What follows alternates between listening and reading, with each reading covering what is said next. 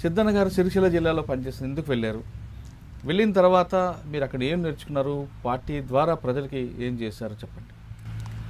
అయితే మేము ఎదుగుతున్న క్రమంలో ఈ నక్సలైట్ అనేది కొంతమంది మాకు పరిచయం అయ్యారు. ఆ పరిచయం అయిన టైంలో అప్పుడు భూస్వామ్య వ్యవస్థ బాగుండే, ఏది జీతాలు ఉంచుకున్నాడు. అయితే సారా పాకెట్లు రేటు తగ్గించడం, తునికా కల్లాలు, ఇవన్నీ వాళ్ళు తునికాకు తెంపేటోళ్ళు శ్రమ దోపిడి ఉండే. దానికి వ్యతిరేకంగా అదొకసారి ఈ భూస్వాములు అనేటోళ్ళు జీతగాళ్ళను పెట్టుకుంటారు వ్యవసాయం చేయించడానికి. వాళ్లకు సాలిసాలని కూలిచ్చుడు, ఇవన్నీ అప్పుడు ఏమనిపించినాయి అంటారంటే ఇది సామాన్యులు అనేటోళ్ళకు న్యాయం జరుగుతలేదు, అది మనం ముందుండి పని చేస్తేనే అవుతుంది అనే ఉద్దేశంతో మాకు ఇంతకన్నా ముందు కన్నా ముందు వేయని వాళ్ళు నక్సలైట్లు అనేటోళ్ళు పరిచయాలు అయ్యి అట్లా ఇక్కడ ఏం జరుగుతుందట అని అంటే ఇవన్నీ జరుగుతున్నాయి అనేది దాదాపు మాకు అర్థమైంది. మేము ఎట్టి సాకిరి చేసినాం. దాదాపు ఇక్కడ జేఆర్ గోపాలరావు అని ఉండే, కట్కూరు సర్దాపూరు, అంటే మా గండ్ల చెప్పేట అనేది దాదాపు ఇంటింటికి అనేది మేము ఎట్టి చేసినాం. నాగళ్ళు కట్టుకొని పోయి దున్నాలి, వాళ్ళకి పంట వండియాలి, మళ్ళీ అదే పంట వండినాక మేమే పోయి కోసి కొట్టి అట్లని ఒక్కడ పోసి రావాలి. అట్లాంటి వ్యవస్థ అప్పుడు ఉండేది. దాన్ని మూలంగా ఈ ప్రాంతంలో నక్సలైట్లు అనేది పుట్టుక మూలంగా మేము వాళ్ళకు పరిచయం అయ్యి అట్లా కొన్ని రోజులు ఆ గ్రామంలో ఉండి ఆ పెత్తందారులకు వ్యతిరేకంగా కొంచెం ట్రగుల్ జరిగింది అన్నట్టు. అది జరుగుతున్న క్రమంలో వాళ్ళు మా మీద కేసులు పెడితే పోలీసు వాళ్ళు వచ్చుడు, మమ్మలను పట్టుకపోవడు, పోలీస్ స్టేషన్లో వేసుడు, మళ్ళీ మళ్ళీ వచ్చినాక మళ్ళీ వచ్చుడు, ఇట్లా ఇక పూర్తి కాలం పార్టీలో పోయే టైం వచ్చింది మాకు. ఇక ఇంటికాడ ఉండలేని పరిస్థితి, పోలీసు వాళ్ళు ఉండనీయకపోవడం, అట్లా మా ఇల్లు కూలగొట్టారు. దాదాపు మా ఇల్లు మొత్తం ఊరోళ్ళతోటి కూలగొట్టి ఇవన్నీ చేసేవారికల్లా ఇక మనసు ఇక సెన్సర్ వెళ్ళింది. ఎందుకంటే ఇక్కడనే ఇవన్నీ జరుగుతున్నాయి, మనం ఇవన్నీ ఉండంగా చూద్దాం మన ఇంట్లో కూలగొడుతురు కాబట్టి ఇక మనం ఉంటే బాగుండదని చెప్పి అప్పుడు 90 మధ్యలో నేను పూర్తి అండర్ గ్రౌండ్కి వెళ్ళిపోయినా. ఓకే అన్న, మీరు చెప్పండి, మీరు కుటుంబ నేపథ్యం ఎలాంటి పరిస్థితుల్లో అప్పుడు మీరు వెళ్ళాల్సి వచ్చింది? అయితే అన్న, మేము 90లో చెన్నారెడ్డి గవర్నమెంట్ వచ్చినప్పుడు లీగల్ పీరియడ్ వచ్చిన తర్వాత అప్పుడు వరంగల్ మహాసభ జరుగుతుంది, రైతుకుల్ మహాసభ 90లో. అప్పుడు 10th అయిపోయింది. అప్పుడు 90లో 10th అయిపోయింది. అప్పుడు అంతకంటే ముందు ఈ ప్రాంతంలో ఆర్ఎస్యు పేరు మీద జరుగుతున్న స్టూడెంట్ ఉద్యమాలు, తర్వాత గ్రామీణ ప్రాంతంలో జరుగుతున్నటువంటి పీపుల్స్ వార్ ఉద్యమాలు, ఇవన్నీ కూడా భూస్వామ్య విధానానికి వ్యతిరేకంగా సమాజంలో ఉన్నటువంటి బలహీన వర్గాలకు అండగా, బడుగులకు అండగా, ఎవరైతే అణచివేతకు గురవుతున్న ప్రజలకు అండగా జరుగుతున్నటువంటి పోరాటాలు, గ్రామాలలో ఉన్నటువంటి భూస్వాములకు వ్యతిరేకంగా జరుగుతున్నటువంటి ఉద్యమము, ఇదంతా కూడా మమ్మల్ని ఇన్స్పైర్ చేసినాయి. నాకు తెలిసి గ్రామాలలో మా అమ్మమ్మలో ఒక ఊరు ఉంటుంది. ఆ ఊర్లో దొర గడి మీద కూర్చుంటే చెప్పులు పట్టుకొని పోయే పరిస్థితి, ఇది ప్రత్యక్షంగా చూసిన నేను. అరే, చెప్పులు పట్టుకొని పోవడేంది ఇది అంటే, ఇక్కడ అంతే పోవాల్సిందే, ఇక్కడ ఏం చేయొద్దు వేరే అని ఇట్లా మాట్లాడుతున్న సందర్భము అది మనసులో ఎక్కడొక్కడ కలిసి వేసింది. అరే, ఒక మనిషిగా చూడాల్సిన సమాజము అంత దుర్మార్గంగా అణచివేయాలని చెప్పేసి అనుకోవడం ఏం కరెక్ట్ ఇది? కాబట్టి దీనికి వ్యతిరేకంగా జరుగుతున్నటువంటి ఉద్యమంలో మనం భాగస్వామ్యం కావాలి అనేది మనసులో అనుకొని ఆ 90 పీరియడ్లో జరుగుతున్నటువంటి తెలంగాణ రైతుకుల్ మహాసభ వరంగల్కు వెళ్ళి దాన్ని చూసి ఆ గద్దర్ మాట్లాడినటువంటి మాటలు ఇవన్నీ విని మనం కూడా ఈ ఉద్యమంలో భాగస్వామ్యం కావాలనేటువంటి మనసులో సంకల్పం చేసుకొని 90 నుండి ఉద్యమంతో టచ్లో ఉండి పూర్తి కాలంగా దాదాపుగా 90 నుంచి ఉద్యమంతో ఉంటూ 90 నుంచి 2000 సంవత్సరం డిసెంబర్ వరకు ఉద్యమంలో వివిధ స్థాయిలలో పనిచేసి బయటకు రావడం జరిగింది. ముఖ్యంగా అనుకున్న ఉద్దేశం ఏంటంటే, సమాజంలో జరుగుతున్నటువంటి పీడన, సమాజంలో ఒక వర్గం ఇంకొక వర్గాన్ని తొక్కిపెట్టాలనేటువంటి ఒక దుర్మార్గమైనటువంటి ఆలోచన, ఇది కరెక్ట్గా లేదు. నిజంగానే అణచివేయబడుతున్న వాళ్లకు అండగా ఒకళ్ళం ఉండాల్సినటువంటి అవసరం ఉన్నది. ఉన్నోళ్ళ పక్షాన ప్రభుత్వాలు ఉన్నాయి, లేనోళ్ళ పక్షాన మనం ఉండాలి అనేటువంటి సంకల్పంతో వాళ్ళతో జాయిన్ కావడం జరిగింది. వాస్తవం కూడా కొంత సక్సెస్ అయినామని చెప్పేసి అనే సంతృప్తి కూడా ఉన్నది. ఏంటంటే అణచివేయబడుతున్నటువంటి వాళ్ళకు ఆయుధాలు అందించి వాళ్ళను ఒక మనుషులుగా తయారు చేసి వాళ్ళు అప్పటిదాకా అసలు మేము మనుషులమైనా, మేము వాళ్ళకంటే కిందోళ్ళము, వాళ్ళకంటే తక్కువ వాళ్ళము, వాళ్ళకంటే కింద కూర్చోవాల్సిన వాళ్ళము అనేటువంటి భావాన్ని, అది కాదు మనం మనుషులము, మీరు మనుషులుగా ఆలోచించండి, మీరు కూడా ప్రశ్నించండి, మీరు కూడా మనుషులమే, మనం కూడా ఈ సమాజంలో తప్పకుండా మనం వాళ్ళతో సమానంగా ఉండాల్సిందే అనే దాన్ని గ్రామీణ స్థాయి నుంచి దాదాపుగా విద్యార్థుల నుంచి ఇదంతా కూడా ప్రచారం చేసి ఆయా గ్రామాలలో సంఘాలు ఏర్పాటు చేసి ప్రజలను చైతన్యం చేసి తిరుగుబాటు, మీరు వెట్టి చాకిరీలు చేయొద్దు, మీరు అవమానానికి గురి కావద్దు, మీరు కూడా మనుషులే, మనందరం కూడా మనుషులమే, తప్పకుండా మనం వీటన్నిటిని ఎదుర్కోవాలి, వీటిని వ్యతిరేకంగా నిలబడాలి, ఉద్యమాలు చేయాలి, మీరంతా మాకు సపోర్ట్ చేయాలని చెప్పేసి అంటే గ్రామాలలో అందరూ కూడా ఆ టైంలో అనేక అవమానాలు. నాకు తెలిసి నిజామాబాద్ జిల్లాలో ఇంకొక సమస్య తీవ్రంగా ఇప్పటిదాకా కూడా దాదాపు నాకు తెలిసి హౌస్టీలు ఇప్పటిదాకా కూడా ఉండొచ్చు. ఇంకా 2 క్లాసుల పద్ధతి, హోటళ్లలో 2 క్లాసులు ఉంటాయి. ఒక క్లాసు ఎస్సీ కుల పుల్ల వచ్చి కింది కులాలు వచ్చి ఛాయ్ తాగిపోతే వాళ్ళే కడుక్కొని వాళ్ళే అక్కడ పెట్టుకొని పోలే, మళ్ళీ రేపు వస్తే అరే నీ గ్లాసు నువ్వే పెట్టుకోరా అనేటువంటి ఒక సీన్. ఇది చాలా అవమానకరమైనటువంటి ఒక పరిస్థితి. దీన్ని బ్రేక్ చేయాలి. ఇట్లాంటివి కూడా ఒక ఆత్మగౌరవానికి సంబంధించిన సమస్య. అట్లాంటి వాటి వల్ల కూడా చాలామంది యువకులు, చాలామంది ప్రజలు అనేక రకాల అవమానాలకు తెలంగాణలో మీకు తెలుసు దాదాపుగా. ఇక్కడ మీ ప్రయాణం సాగే ముందు ఒకసారి అక్క కూడా పరిచయం చేస్తాం. అక్క మీరు చెప్పండి అక్క, మీరు ఎందుకు ఉద్యమం వైపు అడుగులేశారు? మాది కామారెడ్డి దగ్గర మర్కలని గ్రామం. అయితే అక్కడ పాటలు మేము చిన్న పిల్లలు అయినా, నేను 14 ఏళ్ళు ఉంటావచ్చు అంతే, చిన్న ఏజ్లోనే పోయినాం పాటలోకి. అలా పాటలు అలా మాటలు మా ఇంటి పక్క ఇంటికి అద్దరుకే వీటితో నేను ఆకర్షితురాలినాయి, ఉద్యమంలో పోవాలనుకొని డిసైడ్ అయినాం. అయితే ఒకటి ఏంటంటే వచ్చినప్పుడు అలా పాటలు మాటలు వినుకుంటా నేను కూడా ఒక 2 సంవత్సరాలు కరపత్రాలు వేసుడు, గోడకు మబ్బులు లేచి రాత్రులు లేచి, తర్వాత ఈ స్వతంత్ర దినం వచ్చిందని అంటే దానికి వ్యతిరేకంగా బ్లాక్ జెండాలు ఎగిరేయడం, బీడీ కంపెనీలలో మనకు ఇట్లా ఈ బీడీ కార్మికుల్ని ఏ రకంగా దోసుకుంటుండ్రు అనేది వాళ్ళు చెప్పిన దాన్ని బట్టి అర్థం చేయిస్తూ ఒక 2 ఇయర్స్ ఇంటికి అడిగేసి తర్వాత లోపలికి వెళ్ళిపోయాను. అంటే లోపలికి వెళ్ళేంత పరిణామాలు ఏమైనా ఎదురయ్యా మీకు?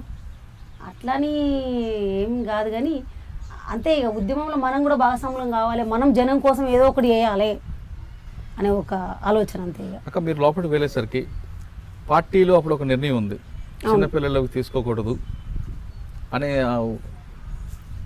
అది మీకు ఏమైనా ఇబ్బంది అయిందా? అట్లా ఏం లేదన్న, మరి అట్లాంటి ఇబ్బంది అయితే ఏం కాలేదు.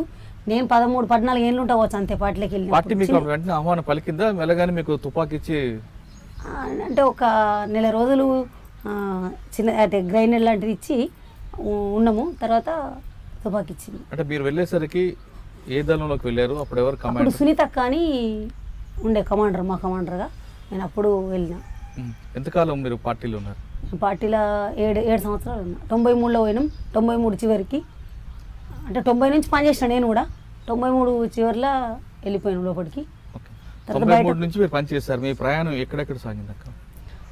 మాది బాన్స్వాడ, సిరిసిల్ల కూడా చేసిన నేను, మధు కమాండర్ ఉండే అప్పుడు సిరిసిల్లలో తిరిగినప్పుడు.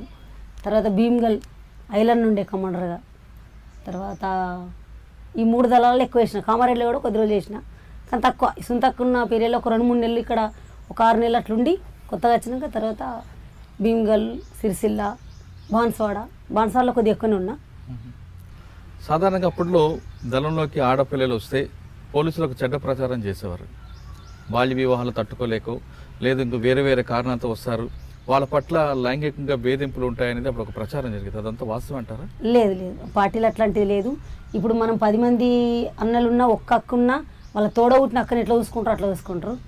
ఇది అనవసరంగా దుష్ప్రచారమే జరిగింది అనేది బయట, అట్లాంటిది ఏం లేదు అక్కడ. మీరు పనిచేస్తున్న సమయంలో మీరు చేసిన మంచి కార్యక్రమాలు ఏమి ఉన్నాయి? మంచి కార్యక్రమం అంటే ఈ జనాలను బాగా గుర్తుండిపోయింది. ఒక గ్రామాన్ని తీసుకుని అక్కడ రాజకీయ చైతన్యం చేయడమా, లేదా ప్రజల్లో మార్పు తీసుకురావడానికి వాళ్ళకి ఉత్తేజపరచడమా, పాటలు పాడడమా? మీటింగ్లు, పాటలు ఇవన్నీ చేసినారు, మాట్లాడినాం. అయితే జనాన్ని ఏదున్నా ఇప్పుడు ఈ దోపిడీకి అణచివేతకు గురవుతున్నటువంటి జనాన్ని మన మాటల ద్వారా అంటే ఏ రకంగా గవర్నమెంట్ మనలా ఇది చేస్తుంది అనేది చెప్పుకుంటూ వాళ్ళను జనాల్ని కూడా ఆ విషయాన్ని అర్థం చేయించుడు అక్కడ జరుగుతున్నటువంటి సంఘటన. ఆడపిల్లలు అంత బరువు మోసుకొని పైకి వెళ్ళడం నడవడం అనేది చాలా కష్టమైన పని, మీరు ఎలా భరించారు? మాకు అట్లేమనిపించలేదు. వెళ్తుంటివి కనీసం ఒక మనిషి బట్ట 20 కిలోలు కంపల్సరీ ఉంటుంది. వెళ్తుంటివి ఏదైనా హెల్ప్ అన్నలు తీసుకుందరు, ఏదైనా ఇబ్బంది అయితే ఏదైనా ప్రాబ్లమ్స్ ఉన్నప్పుడు కూడా వీళ్ళు అన్నలు సంతానంలాగా. మీరున్న కాలంలో మీకు దాడులు ప్రతిదాడులు శత్రువులు రావడం పోవడం అన్నీ మీకు సర్వసాధారణం, అర్ధరాత్రి అపరాత్రి ఉండదు. అటువంటి దాడులు ఎన్ని ఎదుర్కొన్నారు? మీరేమైనా ఆపరేషన్లో పాల్గొన్నారా? పాల్గొన్నాం. 2-3 సంఘటనల్లో పాల్గొన్నాం. ఒకటి మీకు గుర్తుంది ఏమైనా చెప్పగలరా? ఈమెకు బుల్లెట్ తగిలిందన్న, అది చెప్పండి. అక్కడ 1-2 మేము వాటర్ తీసుకొస్తామని వెళ్ళినాం. ఊరి పేరు వస్తుంది అక్కడ ఐలన్న అందరం ఉన్నాం. అక్కడ అజయన్న ఇట్లా అందరూ ఉన్నారు. 1-2 దళాలు కలిసినాయి అన్నట్టు. బాన్సవాడలను ఈ సిరిసిల్ల భీంగల్లో కలిసినాం మేము. అక్కడ ఒక మీటింగ్ అంటే అందరం కలిసినప్పుడు ఉద్యమాన్ని ఇంకెంత ముందుకు తీసుకుపోవాలని ఒక మీటింగ్లు ఏర్పాటు చేసుకుంటాం, మాట్లాడుకుంటాం. ఆ టైంలో ఒకటి జరిగింది. దగ్గర దాకా వాటర్ తీసుకొస్తామని పోయినాం. నేను ఇంకొక 3 సభ్యులం పోయినాం. అక్కడ పోలీసు వాళ్ళు ఉన్నారు. అంటే వాళ్ళు ఇక మేము ఫాస్ట్గా వెనక వచ్చేసి, ఎందుకంటే మేము తక్కువ ఉన్న వాళ్ళు ఎక్కువ ఉన్నారు కాబట్టి మనల్ని రక్షించుకోవడం కోసం మేము ఫాస్ట్గా వెనక వచ్చేసి మా వాళ్ళకి చెప్తే ఫైరింగ్ చేసుకుంటా వెళ్ళిపోయినాం అక్కడ నుంచి. మీకు తగిలిందా? అక్కడ తగలలేదు నాకు. అయితే ఒక తండాల చెద్మల్ తండా అని ఉంటుంది ఒకటి. అయితే ఈ కానిస్టేబుల్ లంబడోళ్ళ అయిన కానిస్టేబుల్ ఉన్నాడు అందులో. ఆయన పోలీస్ ఇన్ఫార్మర్గా మారిండు అనేది పక్క మాకు తెలుసు అన్నట్టు. అయితే ఒక పండగ చేస్తారు లంబడోళ్ళు. ఆ పండగ సమయంలో ఆయన వస్తాడు అక్కడికి ఖచ్చితంగా. ఆయన మా భయానికి అత్తలేడు, మేము పట్టుకుంటామని. ఆ రోజు వస్తాడని మాకు తెలిసి మేము వెళ్ళాం అన్నట్టు అందరం దళమంతా. అప్పుడు అజయ్ అన్న కమాండర్ ఉన్నాడు. వెళ్ళే వరకు ఏమైందంటే వాళ్ళకి అర్థమైంది మేము వచ్చేది. వాళ్ళు మా మీదకి దాడి చేసారు. ఏది పెద్ద పెద్ద కొట్టముకున్న కట్టెలు తీసుకొని దాడి చేస్తే మా సభ్యులు ఏం చేశారు, ఫైరింగ్ స్టార్ట్ చేశారు. ఆ ఫైరింగ్లో నేను మా కమాండర్కి నేను గార్డును, అంటే ఆ కమాండర్ని రక్షించుకోవాలి. అంటే గార్డును కాబట్టి మా కమాండర్ అక్కడ ఉండి ఇట్లా తీసుకొస్తాను పోతే మా వాళ్ళు కొట్టిన తూటనే నాకు పడ్డది.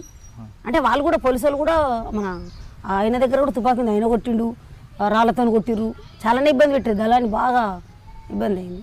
అప్పుడు నడవగా ఈ నుంచి కొద్ది దూరం నడిచినాం అంతే, తీసుకెళ్ళారు వాళ్ళు. కొంత దూరం కొంత ప్రయాణంలో మీరు చేసిన దాడులు ఏమున్నాయా? పోలీస్ స్టేషన్ మీద కానీ ప్రజాప్రతినిధి మీద కానీ రాజకీయ నాయకుల మీద కానీ శత్రువుల మీద కానీ? చాలా మంది రాజకీయ నాయకులని ఈ సర్పంచ్లని ఊళ్ళో కరెక్ట్ చేయకపోతే చంపిన సంఘటనలు కూడా ఉన్నాయి. మీరు చేసింది ఏమన్నా స్వయంగా ఉంది?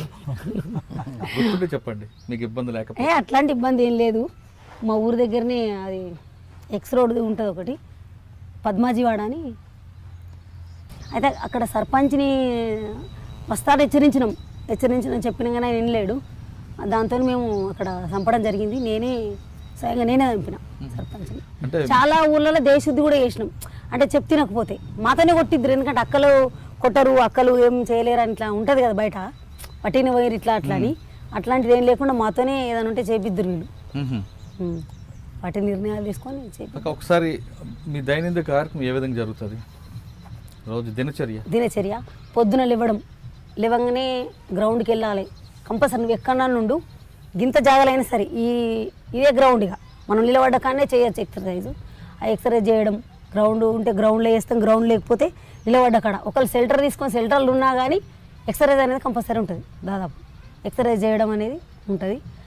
దాని తర్వాత ఏదైనా టిఫిన్ ఉంటే తినడం, టిఫిన్ లేకపోతే అంబలు చేసుకొని తాగడం, లేకుంటే టీ పెట్టుకొని అందులో ఏదో ఒకటి బిస్కెట్ల పొడలు అట్లాంటివి తినడం, ఇట్లాంటివి ఉంటుంది. పొద్దున మధ్యాహ్నం ఇక మన ప్రయాణం ఉంటేనేమో ప్రయాణం చేస్తాం, ప్రయాణం లేకపోతే ఆగేది ఉంటే పుస్తకాలు పట్టుకొని చదువుకోవాలి కంపల్సరీ, ఖచ్చితంగా ఉంటుంది అన్నట్టు.